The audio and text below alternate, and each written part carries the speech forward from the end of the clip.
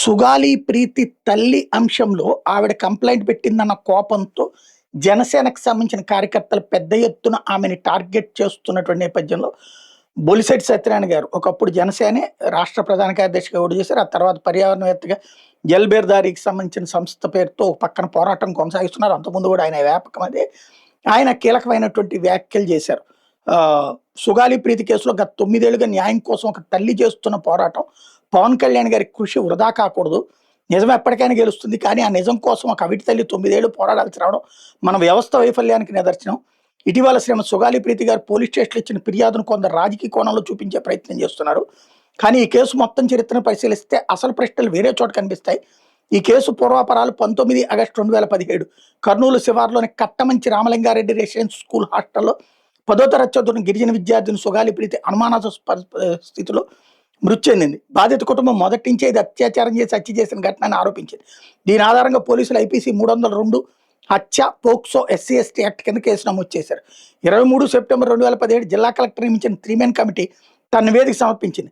దర్యాప్తులో తీవ్రమైన లోపాలు ఉన్నాయని, అనేక అనుమానాస్పద అంశాలు ఉన్నాయని బాధిత కుటుంబం చెబుతోంది. అక్టోబర్ 2017 ప్రధాన నిందితులుగా ఆరోపణ ఎదుర్కొన్న పాఠశాల యాజమాన్యానికి చెందిన వారికి బెయిల్ లభించింది.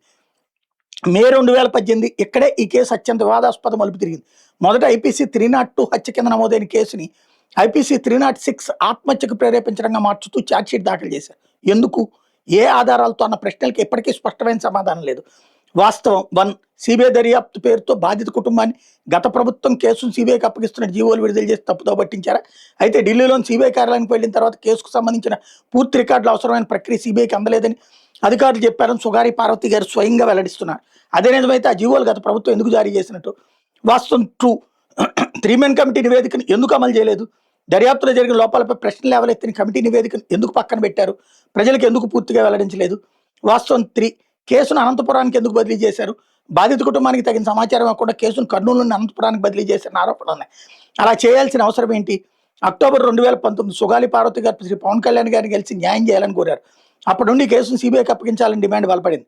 ఫిబ్రవరి 2020 సిబిఐ ఈ కేసుకు సంబంధించి హైకోర్టును ఆశ్రయించింది.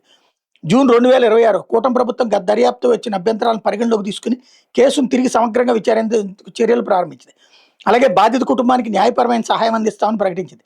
ఇప్పుడు ప్రజలు ఆలోచించాల్సిన ప్రశ్నలు: 302 కింద నమోదైన కేసును 306గా ఎవరి హయాంలో ఎందుకు మారింది? 3 మెన్ కమిటీ నివేదికను ఎవరి హయాంలో ఎందుకు అమలు చేయలేదు? సిబిఐకి కేసు ఇచ్చామని చెప్పి అవసరమైన రికార్డులు ఎవరి హయాంలో ఎందుకు పంపలేదు? బాధిత కుటుంబానికి సమాచారం లేకుండానే కేసును ఎవరి హయాంలో ఎందుకు బదిలీ చేశారు? గత 9 ఏళ్లలో జరిగిన పరిణామాలపై ప్రధాన బాధ్యత గత ప్రభుత్వాలపై ఉంటే ఇప్పుడు శ్రీ పవన్ కళ్యాణ్ గారిపై ఫిర్యాదు నమోదయ్యే పరిస్థితి ఎలా వచ్చింది? ఆ పరిస్థితిని ఎవరు సృష్టించారు? సుగాలి పార్వతి గారిని నిందించడం కాదు, ఆమె ఎదుర్కొన్న పరిస్థితులను అర్థం చేసుకోవాలి. 9 ఏళ్లుగా న్యాయం కోసం తిరుగుతున్న ఒక తల్లి మనస్థితిని రాజకీయాలకు అతీతంగా చూడాలి. చివరికి గత సంవత్సరం నేను నా భార్య స్థానిక జనసేన నాయకులతో కలిసి సుగాలి పార్వతి గారి ఇంటికి వెళ్ళి ఆమెను కలిసాం.